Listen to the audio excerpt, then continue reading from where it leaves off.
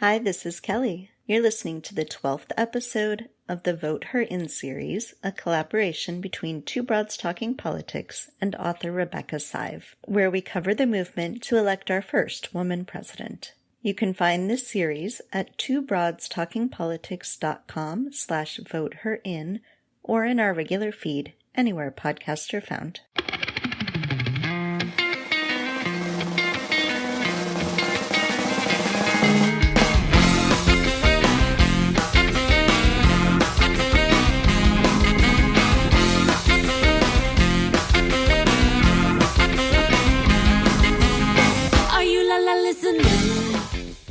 Hey everyone, this is Kelly with Two Broads Talking Politics. We are on episode number 12 of the Vote Her In series, which is a partnership with author Rebecca Sive. So I am here with my co-host Sophy. Hey Sophy. Hey Kelly. And we are, of course, joined as well by Rebecca. Hi Rebecca. Hi there. And so this episode, instead of interviewing someone, we're going to take a step back for a moment, sort of think about where we are, what we've learned, what's going on in the presidential election, and then we'll get back to some fascinating conversations next time around in 2 weeks. So we thought about sort of regrouping and talking about things we've learned. Maybe we could start by talking about what we've learned about the women who are running for president, and more broadly, maybe women running for office, things that we might not have been thinking about before we started these conversations. So, yeah, I hope that we three are fascinating too, by the way. Yes, of course. But, it's great. I think it's a perfect time for us to sort of, think about what we've learned, what the listeners have learned perhaps and are thinking about, because we've just had a run of some great interviews with amazing people, as everyone knows. When I was thinking about it, I, of course, was focused on the presidency, although I think the lessons, that I've drawn from those interviews and watching what's been happening probably are applicable to women running for other office, too. And there were, I guess, sort of three highlights of that learning for me, and they're based around watching the presidential candidates both on the trail and in the debates and in speeches and video.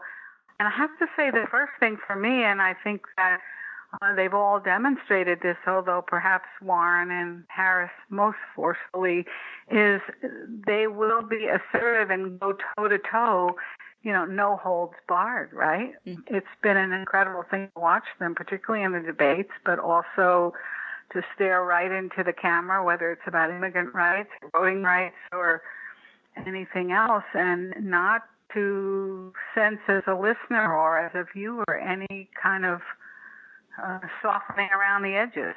And I think in that vein, watching Amy Klobuchar and listening to her when we interviewed her, I was also struck by the fact, Amy's a very plain-spoken, direct person. She would say, that's my Minnesota nice, but, she doesn't, there's no weaving around.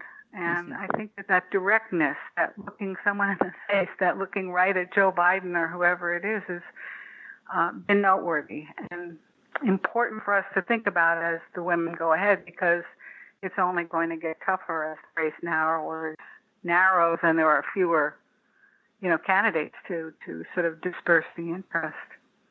I think the other thing is this, I guess I would call it full-throated discussion and advocacy of women's rights. Mm-hmm. And part of it is the push of the times, what's happening on the issue of reproductive rights and in particular. But, while Hillary Clinton was clearly forceful on these issues too, perhaps because she was the only woman, it felt or seemed different. But the defense of those issues, the weaving them into the broader issues of structural inequality and rights that they've all done is just, I don't think something we've seen that way before. And I kind of was remembering back to the first year of the woman when Patty Murray talked about, a mom in tennis shoes, and that's how she framed, her discussion of, so to speak, women's rights. I care because I'm a mom in tennis shoes, and there was nothing the matter with that. But I can't begin to imagine Gillibrand or Klobuchar or Harris or Warren doing that. I think the times have changed and for the better. And related to that is sort of the last big thing for me on this front, which is there's no way of getting away from the fact, not that any of us would, that these women are all feminists with a capital F, so to speak, right? There's no other way to look at how they're presenting themselves. And I think that's noteworthy, perhaps even remarkable, certainly given the last few days and the hatred that's been spewed at other women officials. So that's kind of, I've been holding on to those things because, for one thing, they've been making me feel better in the face of what's going on. Yes. You know, one of the things that I think, I don't want to say it's surprising exactly, but isn't a thing that you necessarily think of about candidates is how warm and nice all of these women are too. And, you know, so I think that there's this axis, right, of like a candidate needs to be both strong but also warm, and the thought is that it's harder for women candidates to show themselves as strong. But I think because of that, they tend to shy away from showing themselves as warm and compassionate, you know, because they don't want to seem weak. You know, I think that's a criticism that people saw of Hillary Clinton. But these women who are running are so warm. I mean, there's a video that's been the Warren campaign has been putting around about when she went down to the detention center in Florida. You know, and it shows her just hugging people and just sort of exuding warmth. And that's her whole, like, these selfie lines too. I mean, that's the side of Warren that you see that, you know, if you're looking at people on paper, you might not see that, but that women candidates now feel like they can show that side of themselves is wonderful and refreshing. I just was going to second what Kelly said and to say that I've had the chance, because we've done these interviews and seen these women, to remark on that, and in particular with Elizabeth Warren, who people were saying to me, well, she's shrill, and I said, you should have heard her at Operation Push, you know. Yeah. I mean, it was just incredible, and I think that goes for the others too. So yes, I think it makes them all the more remarkable. And if you think about it, it's also potentially politically clever. In the era in which we're living, there's a lot of uncertainty, there's a lot of chaos, there's a lot of people scared. There's a lot of people looking for reassurance. And if you can be the candidate who comes across as warm and caring and protective, I think that's really appealing to a lot of people, particularly in the Democratic Party, but I think writ large in the United States too. So it could also just be very politically clever on top of being authentic. Well, and there's no doubt that we want both, right? We want to feel like we're going to be taken care of, and we want to feel that people who are politically clever and care have an opportunity to win, right? Related to this, although it's perhaps the other side of the coin, is that there might be some differences in the way the men and the women campaign. I will confess I don't follow the male candidates the way I follow the women, but, you know, as we've discussed, I've been struck by their warmth. But I think the other thing is, and this is, I think, important for every woman who thinks about running for office or seeking office in an appointed fashion, is, you know, they understand that, you know, just like there's only one way to win a baseball game or a swimming meet or whatever it is, you know, you got to hit more, you know, balls than the other team does. They have to campaign in the same way that the men do. And they're showing that they can, you know, go toe-to-toe in the sort of traditional sense. And Sophie, you're pointing to that. They're being clever and smart and politically wise and, you know, not thinking that, well, just because I'm a woman, it doesn't mean I have to do such and such. No, it does mean you have to hit the ball every time you get up to the plate. So I kind of think that some people who might still think, you know, a woman's candidacy is sufficiently different that some of those strategies and tactics aren't required, we'll see that, no, you have to do that stuff, and you might not like it, but you're going to have to stomach it, you know, including being somewhat critical of your colleagues if that's what you feel you need to do. Yeah, and so one of the questions that you had on our list of things to think about was whether women pay a price for being confrontive. And I think we've seen a few different answers to that.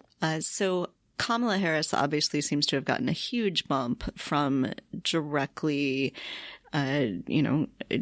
combating Joe Biden in the debate. Like that confrontation seems to have paid off dividends.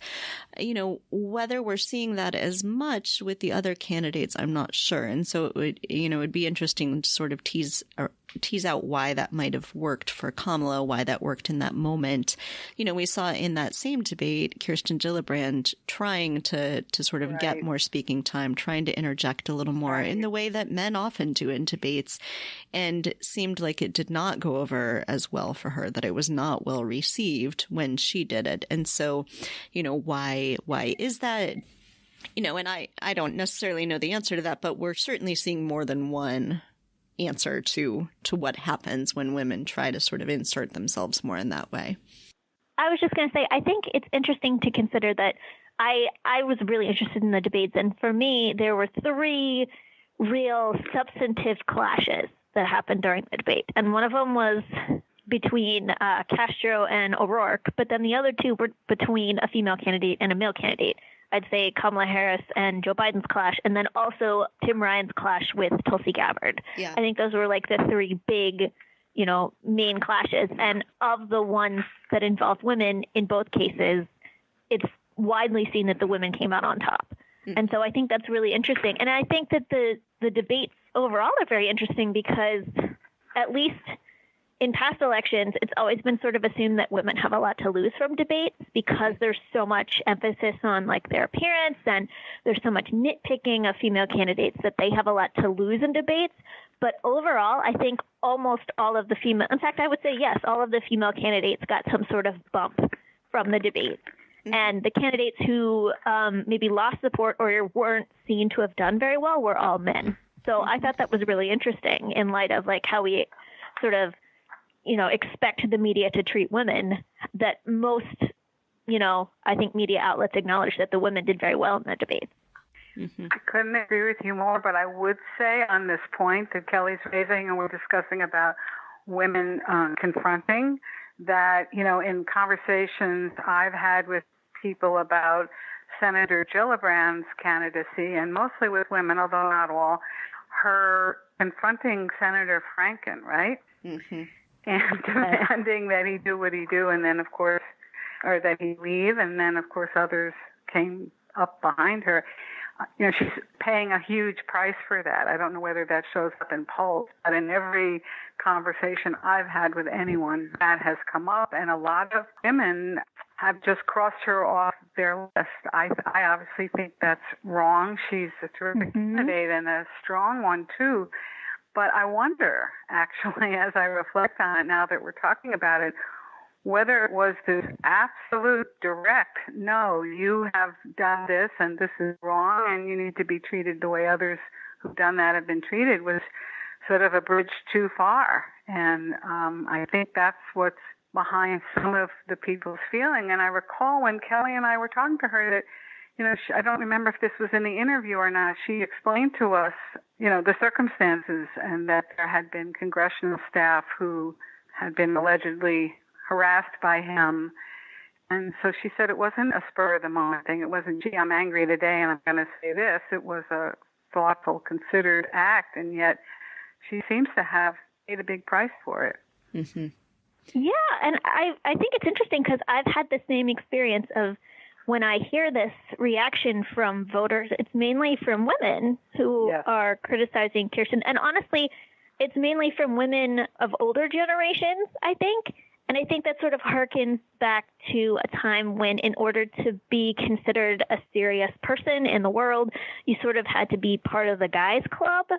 And it was sort of, you had to show that you weren't one of those feminists, right? Like you weren't out to get, I don't hate men. I'm a feminist, but I don't hate men. There was a lot of emphasis on like maintaining this sense of solidarity with men. And so I think a lot of women are sort of reacting to that they're feeling defensive of men who are, in power on the Democratic side, rather than wanting to listen to a woman. Well, I think, I would be among that, so to speak, older generation of feminists. You're right that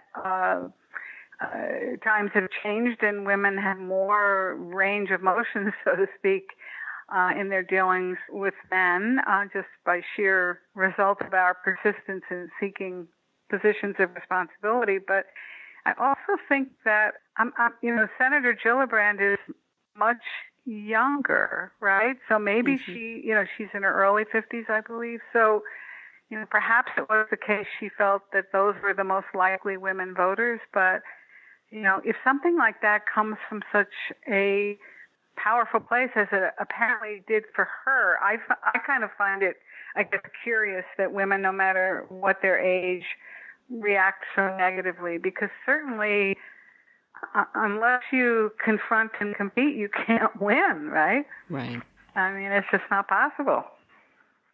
So I don't know, more for us to think about as we go forward and take a look at all this in terms of that issue. And I'm guessing on another note that, Amy Klobuchar, who isn't doing as well in the polls as Harris and Warren, will probably try to figure out a way to be more assertive as she goes forward. She really needs to bump up and make her presence known. Yeah, I think that she was probably in that way sort of hurt by being in the first debate. I get the very strong sense from at least the 4 women senators that they don't want to directly attack each other, that they see themselves in some way at least as being kind of in a sisterhood. And so, they want to attack the men, not attack each other. And their campaigns seem very much that way. You see video of when, the campaigns, maybe Gillibrand's campaign is marching right behind Harris's in a parade, and they start,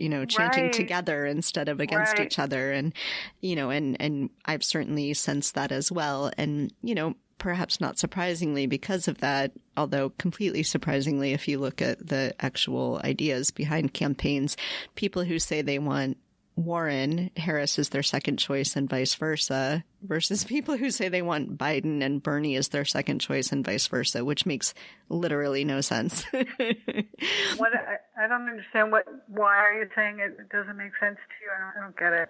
Well, I don't think that people who want to elect Biden, Bernie is like the total opposite in terms of policy and in terms of worldview. And so it only makes sense if you're thinking gender. It makes no sense if you're thinking about the more natural pairing should be that people who like Warren also like Sanders, but that's in fact not what we're seeing. Well, I think people know, on the gender point that any one of these women, among other things, this goes back to something we were discussing a few minutes ago, is going to pay particular attention to issues that concern women and girls. So there may be some things that, someone doesn't like about Harris's positions or Warren's or their respective professional backgrounds, but they know that. And these women voters will, elect the next Democratic president. So it's also a gender issue, but a slightly different spin on it, and one I find heartening, that people will be able to get past, well, I just don't like that agenda of Elizabeth Warren's. But if she's their choice, they know she's going to fight for child care or equal pay or reproductive rights. And that goes for all 4 of them. Mm-hmm. So, yeah, I think that's the gender point is a huge one. But I think it's the downside of it that I've been thinking about a bit is that, this really goes to the experience that Amy Klobuchar and Kirsten Gillibrand are having. Why is it when they are so superbly qualified, right, that they are polling no better, at least right now as we talk, than men with considerably less experience? And that, to me, is a gender issue too, but a bad one or a negative one. Yeah, I think it's a gender issue and also this sort of issue of lanes, like the lanes that are being set up in which people are running are not necessarily the ones you would expect. And so, like I was saying with Warren and Sanders, you'd think they'd be fighting it out for sort of the left lane, but that's not, in fact, what's really happening. And I think that has been the issue that I've seen with both Senators Gillibrand and Klobuchar is people having trouble figuring out sort of what lane to put them in and thus figure out, whether that's the candidate for them. And that, I think, in some ways is related to gender because some of these lanes are clearly about identity. But I think there's also other factors there.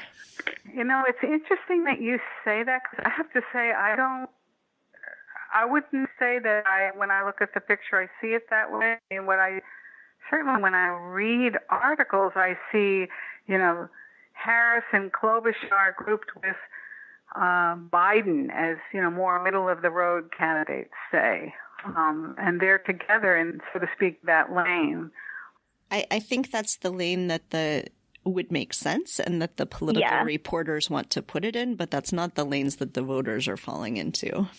Yeah, if you look at 538 recently had a piece where it talks about unpacking people's first choices versus their second choices. And it really bears out what Kelly said, which is that a lot of people whose first choice is Biden, their second choice is Sanders.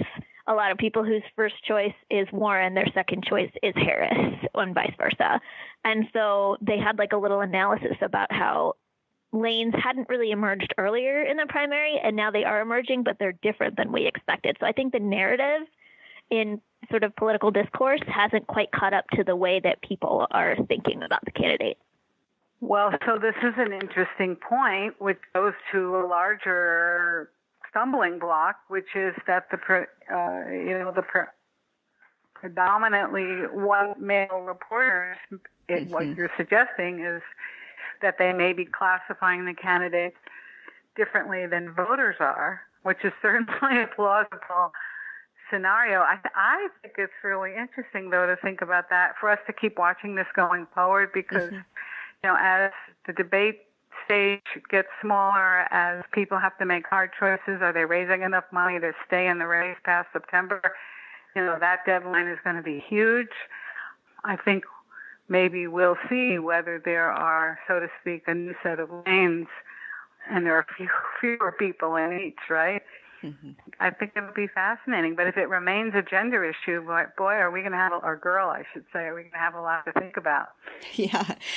In ways that I think may, in fact, be, in some cases, helping the women. At least they are sort of a little more recognizable. I watched debates with groups of people, and a lot of people are like, which white guy is that? I just can't even keep track of the white guys. And, I was at Netroots this weekend. We did a pub quiz, and, somebody was trying to name which presidential candidates were which, and somebody was like, I don't know, one of the white guys, so it not for nothing that the first person to drop out of the race was, in fact, a white guy who had trouble figuring out, what he presented that no one else did, what lane he was in. And so, I think in some ways it can help the women.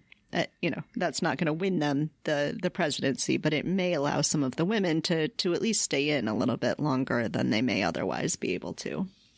Well, they absolutely. I mean, how can anyone get away from the fact that we're in this, situation we've never been in before? And you can't help see these women and consider how good they are, whether you want one of them or not. At the same time, and this goes back to something I was saying a moment ago, that we're seeing a whole bunch of white guys who haven't been senators, haven't been attorneys general, haven't been Harvard professors, whatever it is, the mix of qualifications, amazing qualifications that these women have. I mean, you had to be really sort of not very smart to not understand that's a form of sexism in its own self, right? I mean, that these guys just think, well, it's kind of like, what it reminds me of?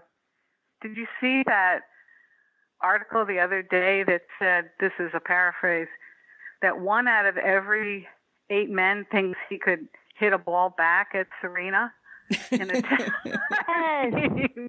It was, I'm laughing as we talk about it. It was, and how preposterous that is, right? Yeah. But I told my husband about that, and he laughed for about 10 minutes and then said, but Serena Williams is the best athlete on earth. And I said, I know. That's exactly right. I mean, this kind of clouded vision is a nice way to put it, right? Mm-hmm. But I'm sure hoping that they keep being noticed, and we'll see. One other point I think just to think about as we move into August, I can hardly believe it's August, but, the centennial of suffrage is coming up, obviously. And I'm kind of looking forward to seeing how the candidates address that matter, too. Whether they address it substantively and look across the full range of what it means, and looking forward to our having a discussion about that as well. Mm-hmm. So I would say just to our wonderful listeners, and this is just from me, Rebecca, to everyone who's listening out there, it's been such a treat to be having this conversation with you, starting with Kelly and Sophie, and I think we're all on to something here. We're just really exploring and sharing and trying to figure it out, and there may be dog days of August, but they won't be at Voter In, right? Absolutely. Or Two Broads generally.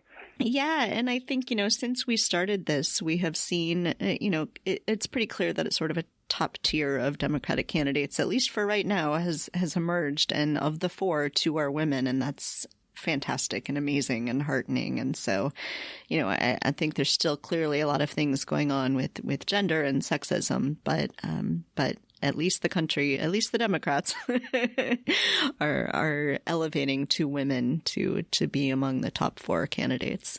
Yeah. Who'd have thunk it, right? Yeah. It's, yeah. Well, I say onward and upward. It's always great to talk, and we'll just keep on talking. And if people who are listening have comments or ideas, I hope you'll share them with us even more than you already have. Yes, please do. The Vote Her In segment is a collaboration of Two Broads Talking Politics and author Rebecca Sive. Our theme song is called Are You Listening, off of the album Elephant-Shaped Trees by the band Immunuri, and we're using it with permission of the band. Our logo and other original artwork is by Matthew Weflin and was created for use by this podcast. You can contact us at twobroadstalkingpolitics@gmail.com or on Twitter or Facebook at Two Broads Talk. You can find all of our episodes at twobroadstalkingpolitics.com or anywhere podcasts are found.